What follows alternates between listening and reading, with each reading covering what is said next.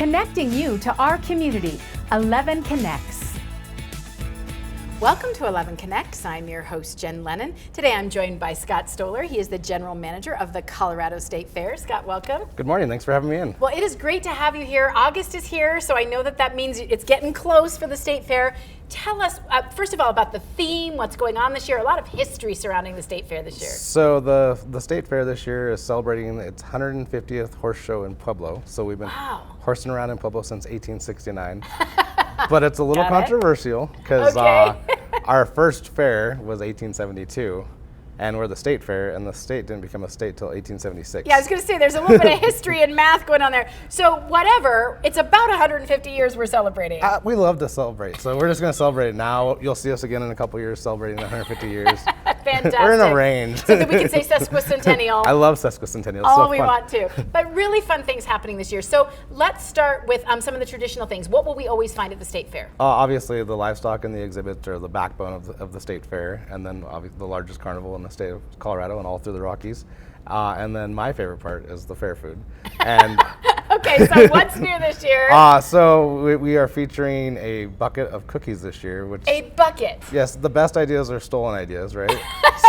Okay. So this is one of the most popular items at the Minnesota Because State. a plate and wasn't enough. You need a bucket, so if you have like a family member, you can give them a cookie from your bucket. A cookie out of your bucket. So pay homage to Minnesota. Yes. They came up with bucket of cookies. They did, and it's if you just Google Minnesota State Fair and bucket of cookies, and you'll see like just gobs of lines of people wanting buckets of cookies. So amazing food as always. Tell me about concerts. Highlights for the concerts. So as always, we kick the fair off with our PRCA rodeo weekend, and the first night of rodeo we have Aaron Watson, and then the second night of rodeo we have Granger Smith featuring Earl Dibble Jr. Little secret, they're the same guy.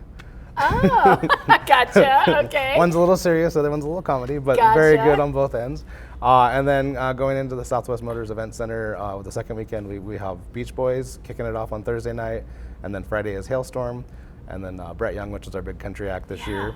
And then the lottery was kind enough to sponsor a concert, so if you buy $20 worth of Powerball, you'll get a voucher to be redeemed for a ticket to 38 Special if you want to go to that concert. Oh, neat. Wow, a lot of great things coming up then for concerts. And this I find fascinating too. In addition to concerts, you have a special speaker. Tell us about your speaker. So there's a couple things. The opening night of fair in the Southwest Motors Event Center, we have Ramona Ayala, which is something we haven't done in the past. But then also, what you're speaking of, Temple Grandin, who is a professor of animal science at CSU Fort Collins, who's a world-renowned person on animal handling and animal welfare, is going to give a speech. Fantastic. Kind of around fair and her experiences. Yeah, and I know she's a person with autism, and so if that interests you, she found a connection to animals. Yeah, absolutely, and she's probably done more for the humane treatment of animals than anybody else that's living today. Wow, so fascinating, something for everybody, and even if you're a history buff, particularly of the Old West, I know you're connecting with history this year. Tell us about the saddle exhibit. I think this is really interesting. Yeah, so like I said, we're horsing around in Pueblo. So we reached out to History Colorado, and they have all these great archives of old saddles that don't always get displayed.